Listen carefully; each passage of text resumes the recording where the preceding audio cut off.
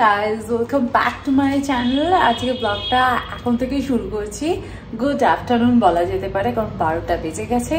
এখন আমার login time হয়ে গেছে। এখন আমি লগইন করব আর কাজটা শুরু করব, আর এরপরে একটু পরে লাঞ্চ করব। তো চলো ব্লগটা শুরু করা যায়। আজকে আমি তোমাদের সাথে শেয়ার করব আফটারনুন থেকে নাইট টাইম রুটিনটা, যে আমার কতটা বিজি কাটে। মর্নিং রুটিনটা তোমাদের সাথে অলরেডি শেয়ার করে দিয়েছি, আর আজকে শেয়ার করব afternoon two night time routine.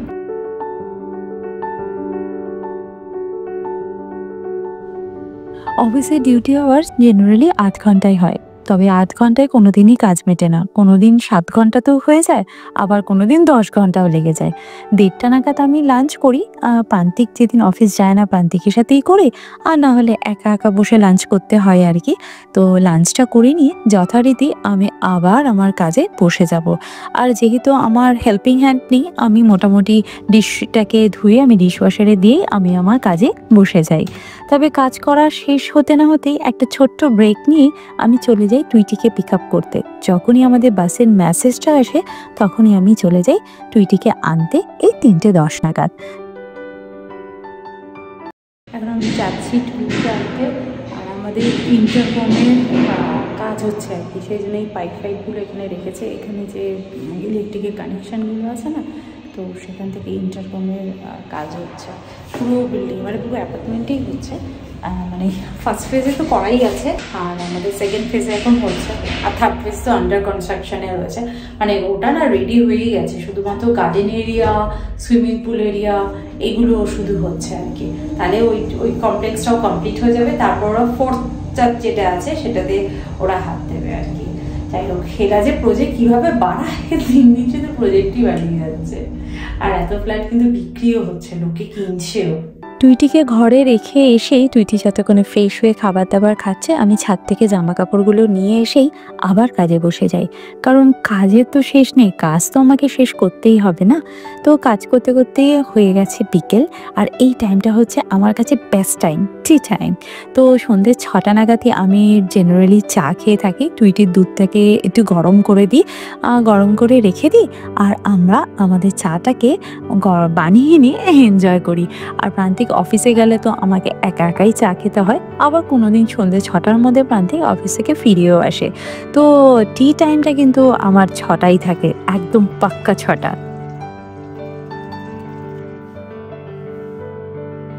এত কাজের মাঝেও আমি কিংবা প্রান্তিক একটু সময় বের করে টুইটির এডুকেশনের দিকটা বা টুইটির এমনি অনেক কথা থাকে যেগুলো আমাদেরকে শুনতে হয়, সেগুলো শুনি আর কি। আর আজকে যেহেতু এই ভিডিওটা আমি বানাচ্ছিলাম, আজকে আমি সত্যি কথা বলতে ওর এডুকেশনের দিকটা আমি দেখিনি, প্রান্তিকই পুরোটা দেখেছে। সেই জন্য ও আজকে ড্যাডির সঙ্গেই টাইম স্পেন্ড করেছে বলতে পারো।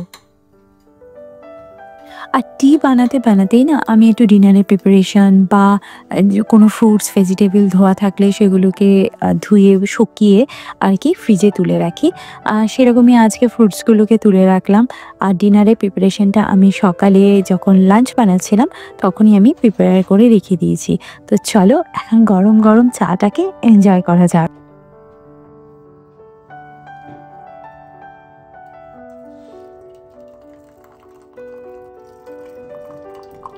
শুধু যে চা খাবো তার কি উপায় আছে? তো চা খেতে খেতে কাজও করি, প্রান্তিকের সাথে একটু গল্পও করে নিই, আবার কাজও করে ফেলি। আর এই সন্ধ্যের টাইমে সন্ধ্যে দেওয়াটায় আমিই দিই, তার কোনো মানে নেই। আমি দিই, না হলে প্রান্তিক দেয়। যেদিন যেরকম হয় আর কি সেদিনকে দিয়ে নিই। যেমন আজকে সন্ধ্যেটা কিন্তু প্রান্তিকই দিয়ে দিয়েছে। তো ঠাকুর প্রণাম সেরে আর কিছুক্ষণ কাজকর্ম করে নিয়ে আমি চলে যাই ডিনার প্রিপারেশন করতে। দেখো না, আমি এখানে পাও ভাজি বানাবো, সেই জন্য ভেজিটেবলগুলোকে সব সেদ্ধ করে রেখে দিয়েছিলাম।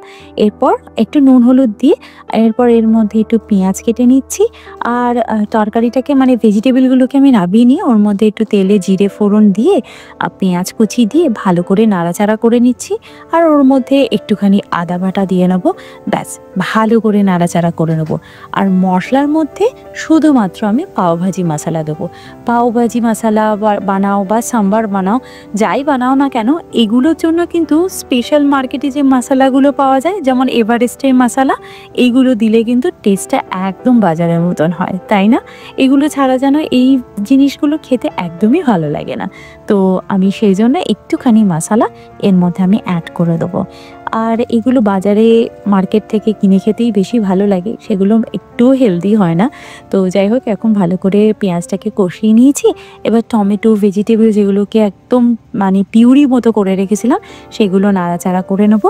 আর ডিনার রেডি হয়ে গেছে আমার। ডিনারটাকে আমি কিচেন থেকে ডাইনিং টেবিলে মুভ করে দিয়ে এসে আমি এখানে যে ডিশগুলো ডিনারে বানাতে গিয়ে যেগুলো পড়েছে, চা খাওয়ার সময় পড়েছে, সেগুলো একটু ডিশওয়াশারের মধ্যে ঢুকিয়ে রাখবো।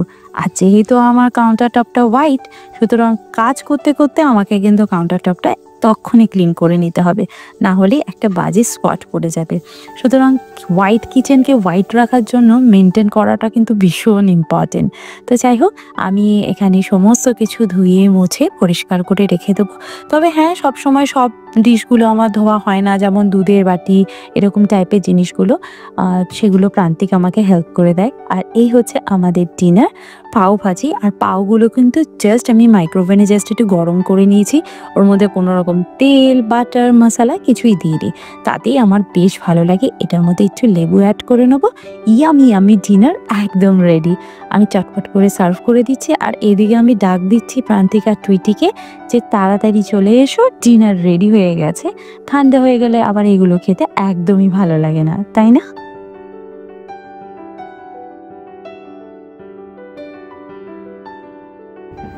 টুইটিকে তো দেখা যাচ্ছে না, ফ্যামিলি ডিনার হচ্ছে অনেকদিন পর। ফাইনালি তোমার মিটিং নিয়ে হলো।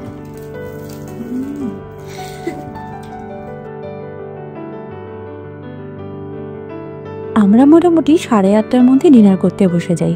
কোনো সময় 8টাতেও বসি, বাট 8:30টাই আমার বেশি টাইম হয় আর কি, কাজ যেরকম শেষ হয়। তারপরেই ডিনারটা সেরেই আমি চলে আসি এই ভিডিওগুলোকে এডিটিং করতে, ক্যামেরা থেকে ডাউনলোড করা, তারপর ল্যাপটপে নিয়ে এসে সেগুলোকে প্রপার এডিটিং করা। এটাই হচ্ছে আমার এডিটিং টাইম, পাক্কা 9টা।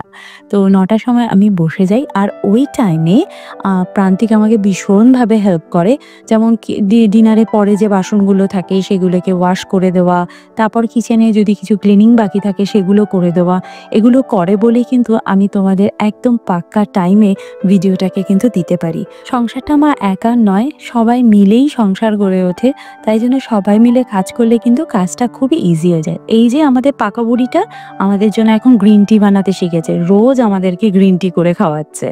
তো যাই হোক, আমি ভিডিওটাকে রেন্ডারিংয়ে বসিয়ে এসে আমি ব্রাশ করে নেবো, ফেস ওয়াশ করে নেবো এবং একটু অত স্কিন কেয়ার করে নেবো, যেটা সবাই রেগুলার বেসিসে করে আর কি, আমিও সেরকমই করে নেবো।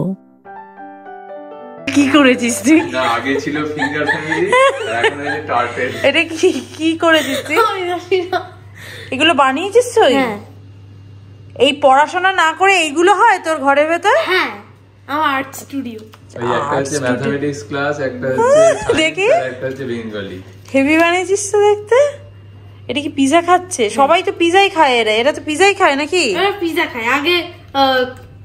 আগে ওরা কিসব ভুলভাল খেত। তুই ওদের পিজা খাওয়া শিখিয়েছিস? আনহেলদি খাবারটা না, ওরা সিটিতে গিয়ে তারপর পিজাটা প্রথম পেয়েছে, তারপর খেয়েছে। মিনিয়ানরা যেমন ব্যানানা খেতে সেরকম। নে তাড়াতাড়ি চল। হ্যাঁ, ওরা একটু 1 2 3 স্টার্ট গো। আফটার ডিনার আমরা চেষ্টা করি একটুখানি ওয়াক করতে।